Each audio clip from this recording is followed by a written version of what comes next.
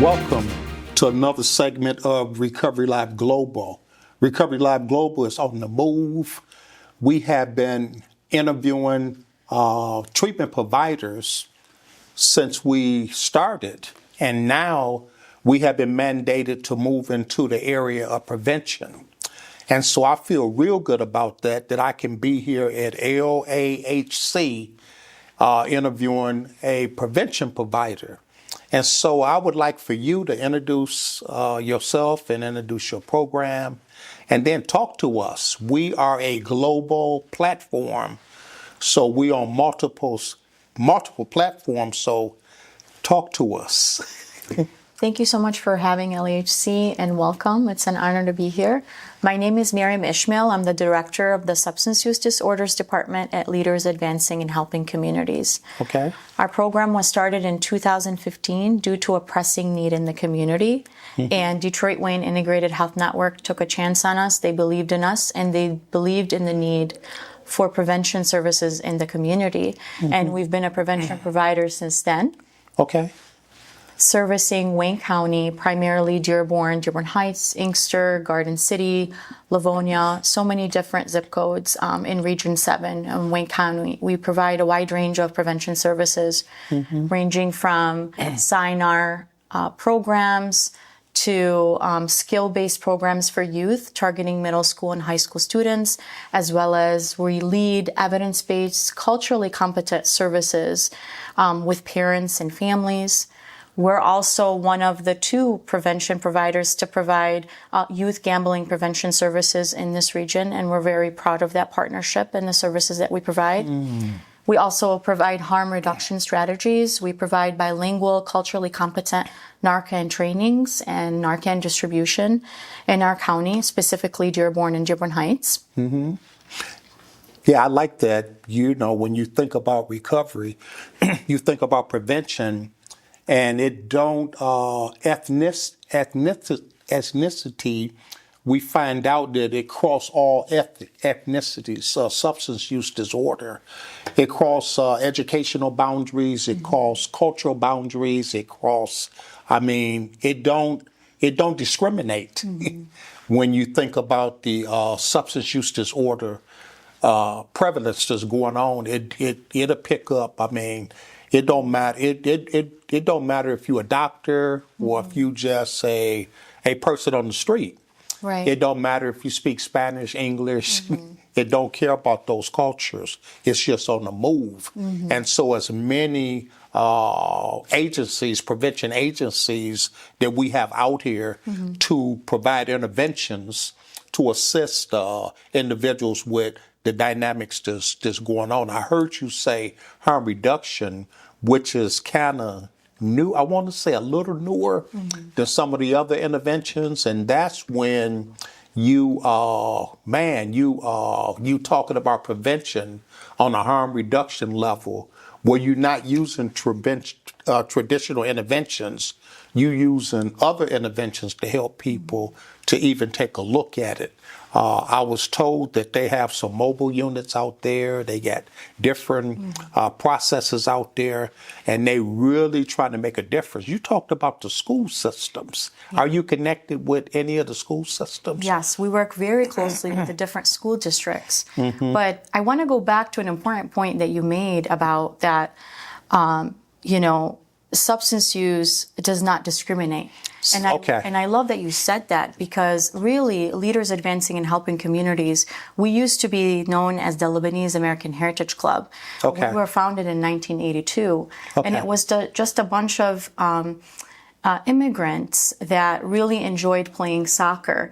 And so it started out as just an athletic club. And just due to the increase in Arab Americans, the increase in concentration of Arab Americans in Dearborn, the founders of LAHC got together and realized that we needed to expand services and programs to meet the need of the community. Because, we were seeing that substance use disorders was on the rise. And as you know, just like in every community, like you said, there's a lot of stigma associated with mental health and substance use disorders. And so I love sharing that background about and our history about LHC because we now service over 54,000 individuals in Wayne County, and we're so proud of that. And all of our programs are tailored to meet the need of the community. Mm-hmm. A lot of our prevention staff, they're certified from McBab, and they're also bilingual, and they lead with culturally competent strategies to meet the need of the community. And, because our program has been around since 2015, we built a very trusted relationship with the local school districts. Okay. And so 90% of our prevention services, they're school linked and community based. And so what that means is we know that a lot of the communities that we service, there's a lot of barriers that they face, right? There's a language barrier, there's transportation, there's just so many barriers that they face. So rather than bringing them here to LHC to provide additional services, which we do, our doors are always open when we do provide after school and summer programs as well. But we work with the local school districts where our prevention specialists and our team members are going out. They're going directly in the classroom and they're providing the services while the students are in school. And we're not just using a one-time assembly model. We're following an evidence-based curriculum, a skill-based program, where we're seeing the students once a week for a period of 8 to 10 weeks. Mm-hmm. And we're collecting core measures and we're listening. We're collecting qualitative and quantitative data, right? We're listening to the teachers. We're listening to the students. We're listening to the parents. And we're making sure that we're building out programs and based on the need of the community, trying to fill in the gaps in services and in resources.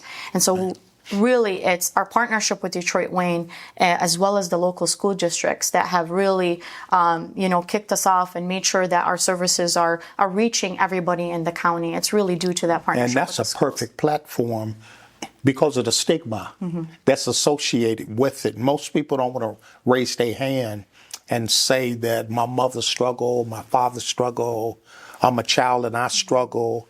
And so you have an environmental toxicity that's going on with a lot of the young people, and they really can't talk about it. But when you say, I'm going to take it right inside the school, you could go in and while the teachers are teaching education, you're doing interventions as it relate to SUD services, and you can catch more participants or more children in that environment rather than saying, go to the hospital, go to the treatment center, and go down the street. You meeting them right where they at. That's excellent as it relate to harm reduction. So to go right into the classrooms and then just talk about it in a comfortable way, you'll have more people that will pull you to the side and say, hey, I'm dealing with this at home and I'm dealing with that at home. And then you can use you guys' expertise to be able to do interventions that's going to help the students. And then you say you got the parents, you got the student, you got the teacher, so that's a great platform. I take my hat is already off, but I take my hat off to what you guys is doing in the services here in Dearborn. It's not just East Side, West Side, Detroit, Westland, Inkster. It's all over. Substance don't care. That's right. If you own 8 Mile or Dearborn, it don't even care. It have a way of finding its way. Yes. And so as many people that we can educate in the prevention area, we could cause them to be aware of what's going on, and then they got a better the stats and the data. We'll see evidence-based data stating that it's the recidivism and the substance use disorder problems is being less and less because it's data-driven. Yes. And so that's a good process that you guys is doing, man. I thank you. Thank you. And you say you are the director of the program here, so you overseeing prevention specialists. Do you guys have coaches or peers or just working in the population? That's a great question. We actually have an opening right now for a recovery coach. Okay. As well as a diversion specialist. So really, we want to make sure that we're bringing a recovery coach on board to try to help us really break that stigma in the community. You know, Right. somebody who looks like them, somebody who speaks the same language as them, somebody who has been through the struggle, to really be an advocate for them, to be their coach, to walk them through the recovery process, as well as, you know, integrate them in a lot of the services that we have here. So like we're building out a workforce development department as we speak. And so the beauty about our organization is we provide a holistic wraparound services. So when somebody walks through our door, we want to make sure that, you know, they're walking through all of our programs. Right. They're you know, we're providing all of the free services to them and to their families. And so we service, you know, infants all the way up to seniors. And so, What? yeah, so our health promotion and obesity prevention program is another program or department that's also supported and funded through Detroit Wayne. And they focus on physical education, health promotion, fitness classes for both, you know, for youth and for families as well as seniors as well. So you guys are covering the whole gamut, and you also breaking the stigma. Absolutely. You're breaking the stigma, and for you to say now we're going to use coaches, recovery coaches, and those are individuals that have lived experiences, or they're the children that grew up in the households that had those type of struggles and strategies, and they can speak the language, not just speak the language of Spanish, but speak the language of Ebonics and ethnicity, and being able to talk to the individual. And when a person come in, or we cause an intervention for treatment or prevention services, when a person sees somebody that look like them, it's something about that. They get attached or attracted. That's an attractive intervention when you got somebody that speak the language and know the culture, know the diversities, and then have been freed from it. And they have the actual deliverance and the clean time that they could come back in and help others, you know, in those same processes. Man, there's some good stuff. There's some good stuff. We're going to take a station break right here that we can take a small station break, and we'll be back in just a few minutes with the second half of Recovery Live Global.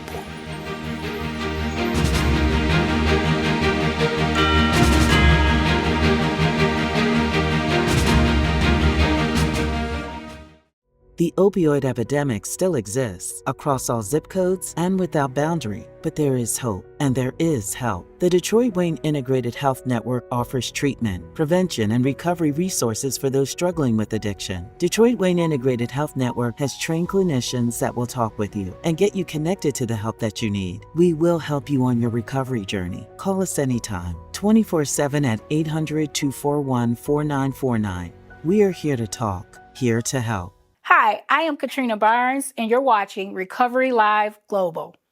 We're back with Recovery Live Global, and we have with us today LAHC Miss Miriam Ismail, who is the director of the program here.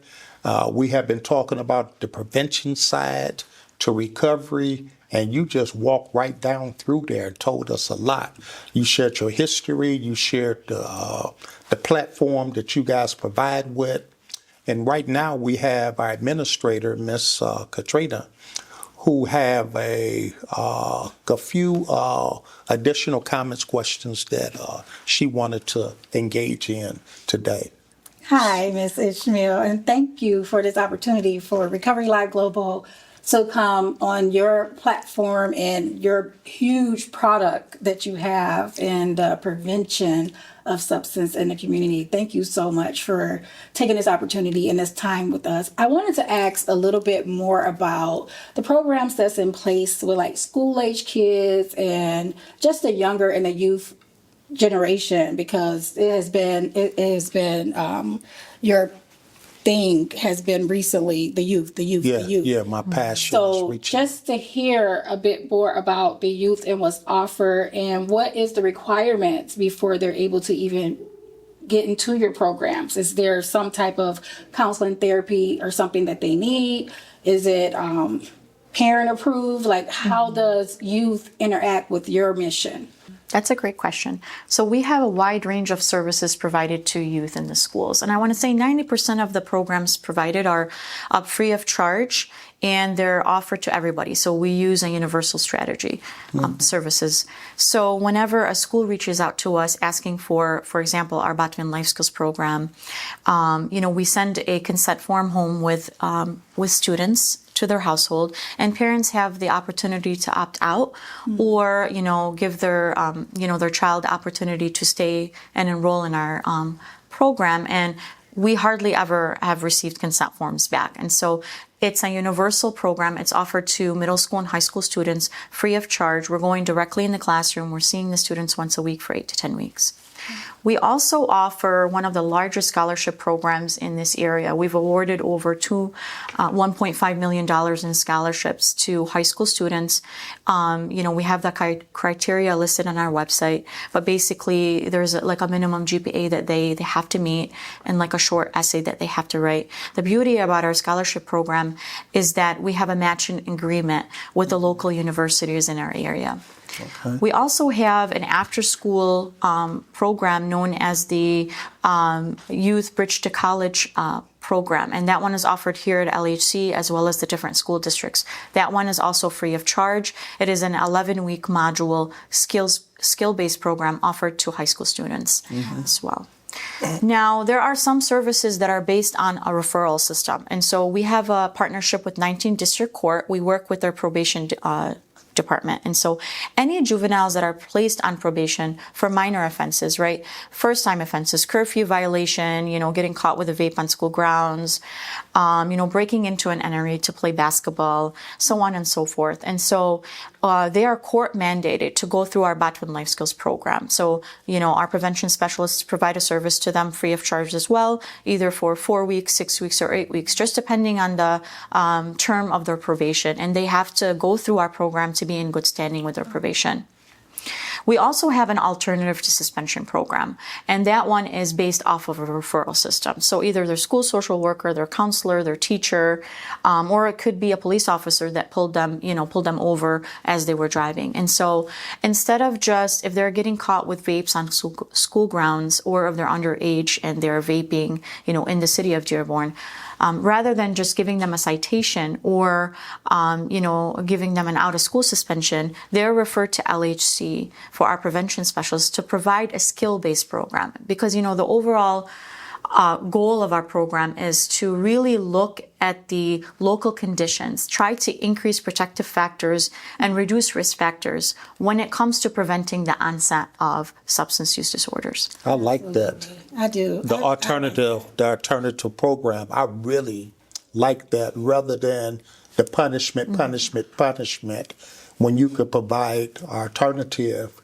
And I'm finding out that the cognitive behavior therapy, motivational interviewing, harm reduction processes and modalities of interventions today have a stronger outcome to break recidivism than some of the other programs that we use kind of like back in the day. So the alternative measurement, rather than to send them here, rather than give them a ding on their record, and now they got to try to go through the expungement processes, can't get in school, can't get to jobs, and things like that. So I really appreciate you elaborating on that part. And I like to add, I like that it gives the youth accountability. Like, it gives them accountability for their actions. And it's not just like the parent is in trouble for what this kid did, but this kid made a decision, and this kid is being provided an alternative method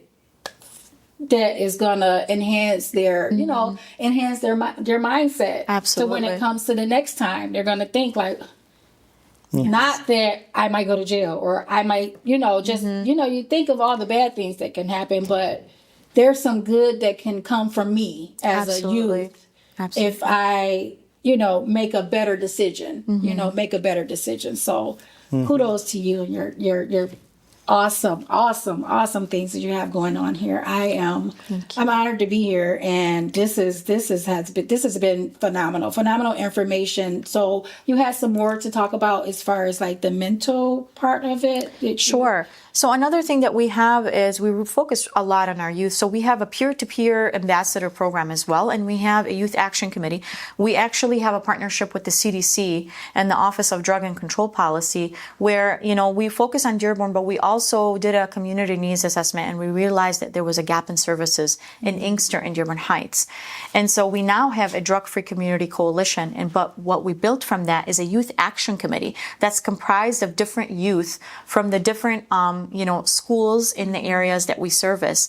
And I'm so proud of them because it's a group of youth, and what we're doing is we're empowering youth, and what they're doing is they're empowering other youth. And they actually went after a community foundation grant due to the Oxford shooting, and they secured this grant, and they have, it's still rolling into next year, but the idea is to put mental health kits in 23 schools across Wayne County. Isn't that phenomenal? Man. Isn't that phenomenal? And so really looking at the root causes of why youth are using or why are they resorting to youth. And so our behavioral health department is one of the newest departments here at LHC. And so as of now, it's comprised of 2 programs. So our mental health program, and it's called Blooming Minds, and it focuses on using recreational therapy. It's not your traditional one-on-one therapy. It's more of a group setting using recreational therapy methods. So the therapeutic use of art, the therapeutic use of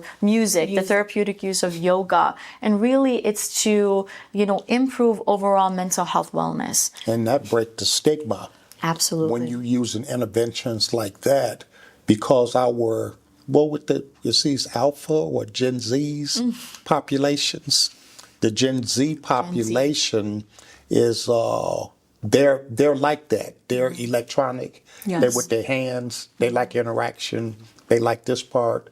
When baby boomers and millennials see things different, do things different, and for you to address it on a platform like that, that's right where they're at. That's right where they're at. Meet them where they're at. And then to have the peer-to-peer. Yep. Who could reach a Gen Z but another Gen Z? Who could reach an Absolutely. alpha but another alpha? And when I see me coming from me, or me, I'm a baby boomer. But when you can match that platform together, you just get so much greater outcomes. Absolutely. They're in an electronic world. They know how to get on the computer. I've seen a lady at the restaurant, and the child was like 2 or 3 years old with a computer. Yeah. And was manipulating and functioning and doing things. I didn't see a computer till, I got rid of the typewriter. That's right. That's right. And that's what we do. We're meeting youth and families where they are. And so our youth, they use TikTok and Instagram. They make fun TikTok videos, but really there's a message there. We're trying to increase awareness when it comes to vapes, when it comes to edible marijuana. And we also use, WhatsApp groups in our community because, we asked our parents, what is the method? What is the method of communication that you're using? Some of them use Facebook, so we use Facebook, right? But we have WhatsApp groups with over 1,000 parents. And so we're sending flyers in there, bilingual translated flyers. We're sending messages. We're telling them about our services and our programs. And so we're meeting them where they are. And if that means, doing TikTok videos, using WhatsApp, doing YouTube videos, whatever the case might be, we just want to make sure that we're connecting with them and we're disseminating the resources to them in the ways and the channels and outlets in their world that they're using, because it's already hard enough to talk about subjects like mental health and substance use disorders. And you said something very important there. There is a message in those videos that's getting put out there. A lot of times youth are crying for help. They're crying for attention. They're crying for something that's dormant.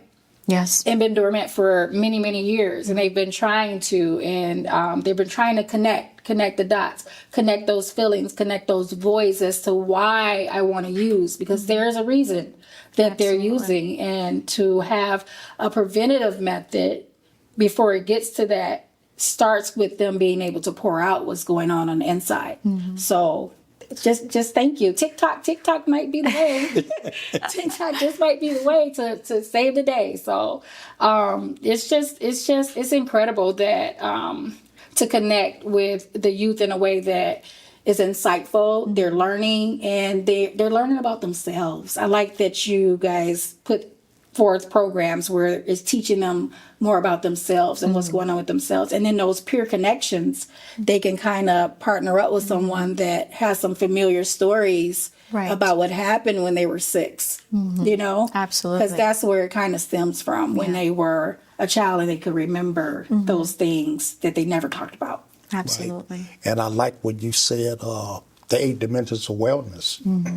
And spirituality is a dimension of wellness today.